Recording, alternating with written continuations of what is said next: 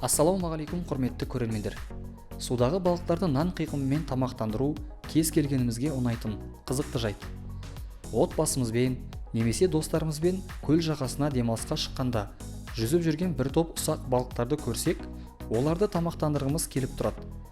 Бүгінгі біздің кейіпкерімізде дәл солай теңіз жағасындағы балықтарға нан қиқымын тастап тамақтандырғысы келген еді.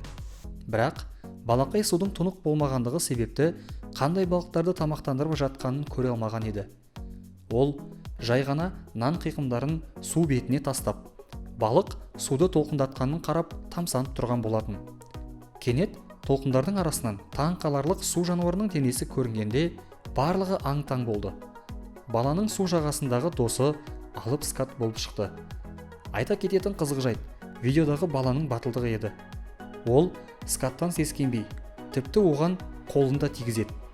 Бұл жерде бала шынымен де ержүрек, немесе ол қандай теңіз жануарымен жолыққанын түсінбеген болуы керек деген қорытынды шығады. Себебі скаттардың барлық түрі болмаса да, көпшілігі адам өміріне қауіп төндіреді. Алланың қалауымен бұл видеодағы кейіпкер балақай үшін осы бір кездесу сәтті аяқталған еді. Видеомыз қысқа болып қалды, бірақ осындай қызық мәліметтерді өзімнің көрермендеріммен бөлісу маған ұнайды. Видео ұнаса, лайк басып, Арнаға тіркелмеген болсаңыз, дәл қазір подписаться батырмасын басып, қасындағы қоңыраушаны да қосып қойыңыз. Бұл оқиға жайлы видеоның астына өз пікіріңізді қалдыруды ұмытпаңыз.